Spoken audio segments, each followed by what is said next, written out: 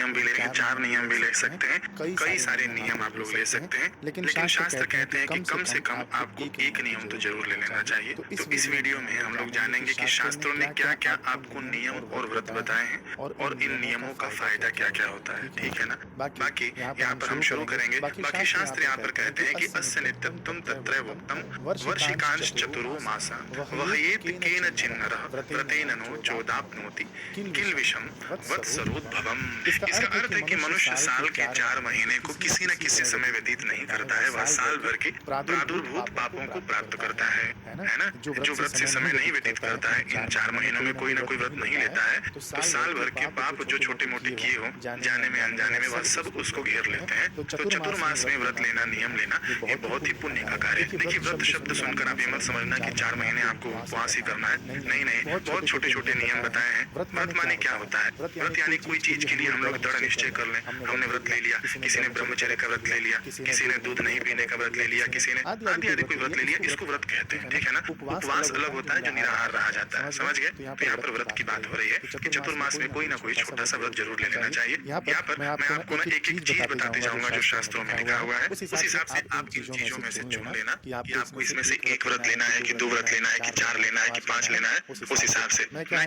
कि सब चीजें बता देता हूँ कि ये नहीं खाना चाहिए, ये करना चाहिए, वो करना चाहिए। तो लोग जो होशियार बनते हैं वो लोग कमेंट करते हैं, तो आप ही बता दो क्या खाया, आपने तो सब चीज मना ही कर दिया। तो महाराज आपको 20 चीजें बताई गई हैं, इसका अर्थ ये नहीं है कि आप 20 की 20 चीजों को आप फॉलो करें, नहीं, जितना आपसे सामर्थ्य हो सके उतनी चीजों को आप लोग पालन कर सकते हैं, ठीक है। तो शुरू से हम शुरू करते हैं, एक एक चीज में आपको बता रहा हूँ, ध्यान से सुनिएगा, जो आपको पसंद है आप अपने नोट कर लीजिएगा। वर्णन आता है कि मधुरत्वम लभेत विद्वान पुरुषो गुरुवर्जनात् तथैव संततिं दीर्घा तैलस्य वर्जनात्। इसका अर्थ है कि विद्वान पुरुष गुड़ का त्याग करने से मधुरता यानी सुरीलापन, सौम्यता, स्वभाव में सौम्यता है ना, प्राप्त करता है। इसी प्रकार तेल का त्याग करने से वंश की वृद्धि करने वाला संतान प्राप्त होता है। तो कौन से तेल का त्याग करें? आप जो भी तेल का त्याग करना चाहें आप व्रत ले लेना कि मैं पूरे 4 महीने इस तेल को नहीं खाऊंगा, ठीक है ना, अथवा तो मैं गुड़ को नहीं खाऊंगा, ठीक है। व्रत लिया जाता है, कब लिया जाता है? ये ना देवशयनी एकादशी पर लिया जाता है। और मान लीजिए कि आपने वीडियो लेट देखा, देवशयनी एकादशी में चले गए, चतुर्मास का 1 महीना बीत गया, 10 दिन बीत गया, 4 दिन लेट हो गया, 5 दिन लेट हो गया, तो भी आप लोग ये व्रत ले सकते हैं, ठीक है ना। कोई इसमें दिक्कत परेशानी नहीं है, कभी भी आप लोग व्रत ले लेना, लेकिन शुरुआत इसकी देवशयनी एकादशी से होती है। फिर आगे वर्णन आता है कि घृतस्य वर्जनात् विप्र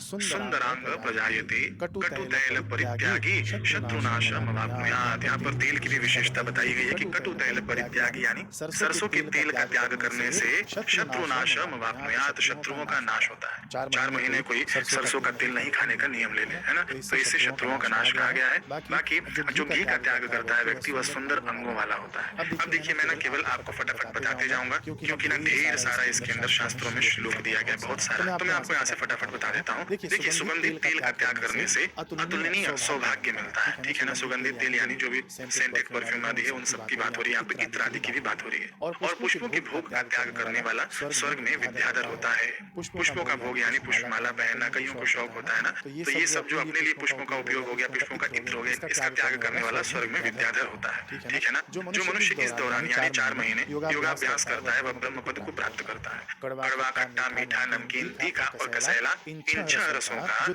त्याग करता है वह मनुष्य कुरूपता और दुर्गंध को प्राप्त नहीं होता। पान का त्याग करने वाला भोगी और सुरीले कंठ वाला होता है। मैं हर चीज यहाँ पर बताने वाला हूँ, जिससे जो लाभ होता है वह भी आप लोग सुन रहे हैं। जो आपको उचित लगे उसका आप लोग त्याग कर लीजिएगा। घी के त्याग से लावण्य मिलता है यानी सुंदरता, शरीर सदा कांतिमान बना रहता है। फूलों का त्याग करने से मनुष्य बहुत सारे पुत्र वाला होता है। पलाश के पत्तों में भोजन करने वाला रूपवान होता है और भोगी होता है, यानी सब सामग्री, सब भोग साधन उसको धीरे धीरे उपलब्ध होते जाते हैं। और पलाश के पत्तों में भोजन करने वाला तेजस्वी होकर साक्षात धन का स्वामी हो जाता है, ठीक है। ये भी बहुत अच्छी महिमा है। दही और दूध का त्याग करने वाला मनुष्य गोलोक को प्राप्त होता है। जो मौन व्रत धारण करता है उसकी आज्ञा कभी निष्फल नहीं होती, ऐसा भी हमारे शास्त्रों में वर्णन मिलता है। धर्म में स्थित रहने वाला मनुष्य धर्मपुत्र बन जाता है, यानी वह धर्मराज को अति प्रिय होता है, वह उसका कृपा पात्र बन जाता है, ठीक। फिर आगे वर्णन आता है कि नमो नारायणायेति जप्त्वा शतगुण फलम एक एव सवै स्वर्गे विद्याधर पतिर्भवेत्। ओम नमो नारायणाय का जप करने से 100 गुना इसका फल बढ़ जाता है और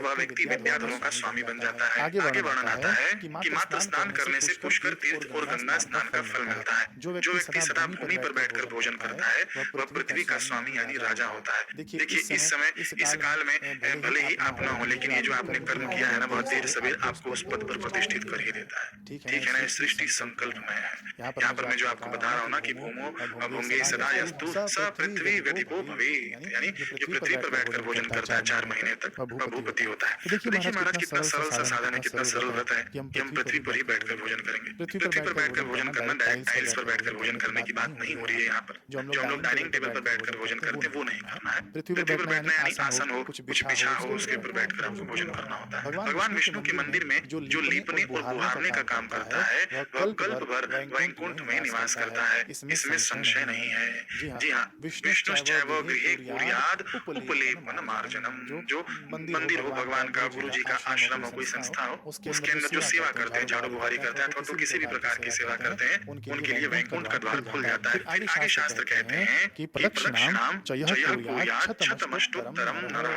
हंसयुक्त विमानेन दिव्येन सह गच्छति। जो मनुष्य 108 बार भगवान की परिक्रमा करता है वह हंसों से जुते हुए दिव्य विमान में बैठकर जाता है। भगवान की परिक्रमा यानी शालिग्राम भगवान हो गए, कोई प्राण प्रतिष्ठित मूर्ति है, चाहे शिवलिंग ही हो, चाहे किसी भी भगवान देवी देवता हो, 108 परिक्रमा कोई अच्छी तिथियों पर आप कर ले। या तो मैं कहता हूँ रोज 108 परिक्रमा का नियम ले लीजिए, चाहे बड़दादा हो, चाहे किसी भगवान की मूर्ति हो, 108 परिक्रमा पूरे चतुर्मास पर हमको करना है। ठीक है ना, तो इससे शास्त्र कहते हैं कि वह हंसों से जुते हुए दिव्य विमान में बैठकर जाता है। जो शास्त्र में लिखा है वही मैं आपको बता रहा हूँ कि हंसयुक्त विमानेन दिव्येन सह गच्छति। ठीक आगे शास्त्र कहते हैं कि गीत वाद्य करो विष्णु गंधर्व लोकमाप्नुयात्, यानी विष्णु मंदिर में गीत गाने और वाद्य बजाने वाला गंधर्व लोक को प्राप्त होता है। पंचगव्य का सेवन करने वाला विद्वान चांद्रायण व्रत का फल प्राप्त करता है। पंचगव्य कई लोगों को नहीं पता होगा। पंचगव्य में गौमूत्र, गोबर, घी और दही और दूध होता है शायद, है ना। इसको मिलाकर गाय के 5 चीजों को मिलाकर पंचगव्य बनता है। यह बड़ी ही दिव्य औषधि हमारे आयुर्वेद शास्त्रों में मानी गई है। हड्डियों तक के रोग को खत्म तो करती है, साथ में पापों को भी भस्म करने का इसमें ताकत होता है। लेकिन देशी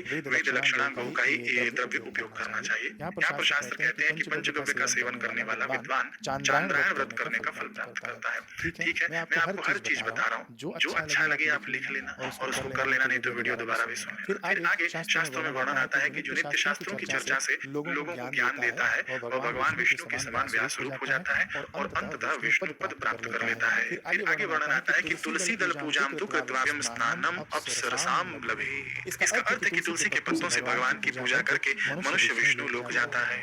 ठीक है ना, मंदिर में मार्जन यानी जल छिड़कने का कार्य करने से अप्सराओं का दिव्य स्थान प्राप्त होता है। तो तुलसी दल से रोज भगवान की हम पूजा कर सकते हैं। ठीक है ना, इससे क्या होता है कि विष्णु लोक को व्यक्ति जाता है। अब यहाँ पर आप लोगों का प्रश्न होगा कि महाराज तुलसी दल तो रोज नहीं तोड़ा जाता है, तो हम रोज कैसे 4 महीने भगवान की पूजा तुलसी पत्र से कर सकते हैं। तो सबसे पहले मैं आपको बता दूं तुलसी मैया बासी नहीं होती। पहले की भी तुलसी जी आपने रखी हुई है कहीं, तो उसको भी अर्पित कर सकते हैं। चढ़ाई हुई तुलसी भगवान को उतार लेना, फिर भगवान को स्नान आदि करा देना, फिर वही तुलसी आप चढ़ा देना। तुलसी कभी बासी नहीं होती, भगवान उतने ही प्रसन्न होते हैं।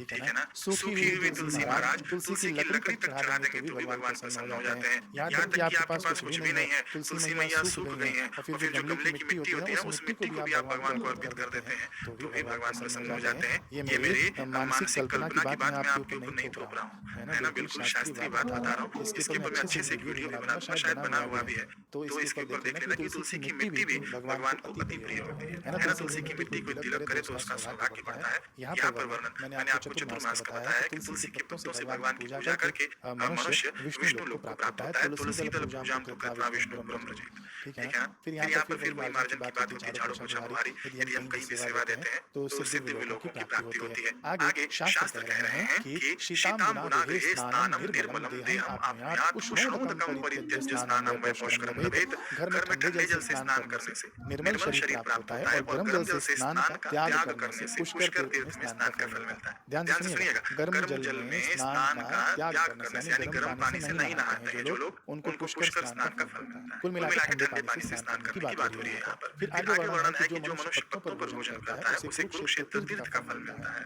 और जो नित्य शिला पर भोजन करता है उसे प्रयाग का पुण्य मिलता है। पत्रेषु यो नरो भुंगे कुरुक्षेत्र फलम लभेत। ठीक ठीक है ना। तो तो पत्तों पर भोजन यानी पलाश का पत्ता हो गया, कमल का पत्ता हो गया, पूरे पत्ते के ऊपर मैंने वीडियो बना रखा है, आप लोग देख लेना है ना। 3 पत्ते ही हमारा भाग्य बदल सकते हैं, शायद ऐसे ही कुछ टाइटल है, पिछले साल का वीडियो है, देख लेना आप लोग। चतुर्मास में ये पत्तों पर भोजन की खूब महिमा बढ़ जाती है। फिर आगे वर्णन आता है कि दिन त्रय जल त्यागी न रोगो परिभूयते। इसका अर्थ होता है कि 3 दिन तक दिन त्रय जल त्यागी न रोगः परिभूयते। 3 दिन तक जल का त्याग करने वाला रोगों से पीड़ित नहीं होता। ठीक है, तो ये नियम तो बड़ा ही कठिन है, आप लोग करना चाहे तो करें, आपके शरीर के स्वास्थ्य के अनुसार इसे जो लोग करना चाहे कर सकते हैं। आगे वर्णन आता है कि कांस्य पात्रम परित्यज्य शेष पात्रम पाचरेत अलाभो सर्वत्र पात्राणाम मृण्मयम् पात्रमुत्तमम्। इसका अर्थ है कि कांसे के बर्तन का त्याग करके अन्य पात्रों का उपयोग करना चाहिए। कांसे का बर्तन आपके घर में होगा तो उसमें खाना नहीं खाना 4 महीने तक। सभी पात्रों के अभाव में मिट्टी का बर्तन सबसे उत्तम माना गया है। कहीं कहीं पर चतुर्मास में तांबे के पात्र में भी जल पीना आदि का मनाही किया गया है। ठीक है ना। आगे वर्णन आता है कि स्वयं तोड़े हुए अथवा बनाए गए पलाश के पत्तों में जो भोजन करता है अथवा जो पूरे 1 वर्ष तक अग्निहोत्र करता है, अग्निहोत्र यानी हवन आदि जो करता है, ठीक है ना। और पलाश के पत्तों में भोजन करना उस अग्निहोत्र के समान ही पुण्यदायी है।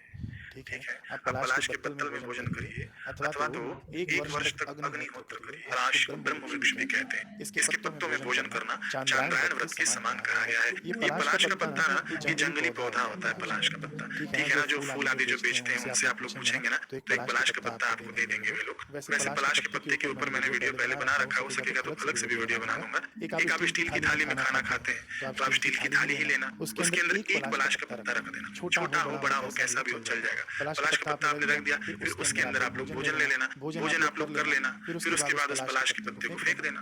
अब देखिए जैसे कि आप ना दक्षिण भारत की ओर जाएंगे तो वे लोग सीधा केले के पत्ते पर हमको भोजन देते हैं, अथवा तो कोई स्टील का बर्तन होता है उसके ऊपर केले का पत्ता बिछा देते हैं, उसके ऊपर भोजन देते हैं। तो बिल्कुल ऐसे ही आपको भी करना है। यदि आपके पास पलाश का पत्तल उपलब्ध हो, मिलता है मार्केट में, पलाश के बने बनाए पत्तल भी मिलते हैं ना, वह उपलब्ध हो तो उसके अंदर आप भोजन करना, अथवा तो जिस बर्तन में आप भोजन करते हो उसमें पलाश का एक पत्ता रख देना, भोजन करना। आपके आसपास वाले जो फूल बेचते हो ना उनसे आप पता कर लेना कि पलाश का पत्ता रोज एक पत्ता तो दे ही दिया करे।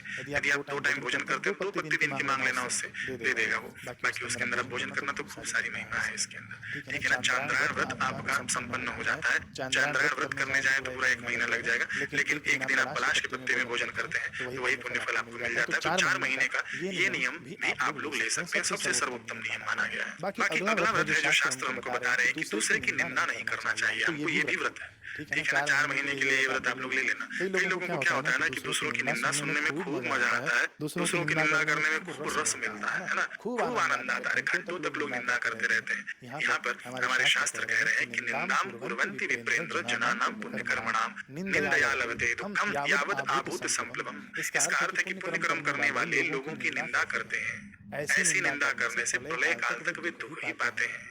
हम तो कहते हैं कि पुण्य कर्म करने वालों की भी निंदा आप न करें और बुरे कर्म करने वालों की भी निंदा आप न करें। ठीक है ना। निंदा स्तुति से आप लोग बचें, लोगों की निंदा किसी की हम किसी से भूल कर भी न करें। ये सूत्र अपने जीवन में आप ले आए। 4 महीने हम किसी की निंदा नहीं करेंगे, ये व्रत भी आप लोग लेकर देख लीजिए, है ना। फिर आगे वर्णन आता है कि कलयुग में तरह तरह के धर्म पाखंड प्रचलित हो जाएंगे, इसलिए धर्म अर्थ काम और मोक्ष देने वाला यह सनातन धर्म संसार में दुर्लभ है। ये जो मैं आपको बता रहा हूँ ना, ये सभी लोगों तक नहीं पहुंच पाने वाला है, ऐसे शास्त्र बता रहे हैं। ये जो धर्म लिखा गया है इसके अंदर, ये सभी लोग इसका पालन नहीं कर पाएंगे। जो भी मनुष्य पृथ्वी पर भूमि पर शयन करता है वह 10,000 वर्षों तक रोगों से पीड़ित नहीं होता। देखिए शास्त्र कह रहे हैं कि भूमिशायी भविद्यस्तु नरः कोऽपि महीतले 10 वर्ष सहस्राणि न रोगः परिपीड्यते।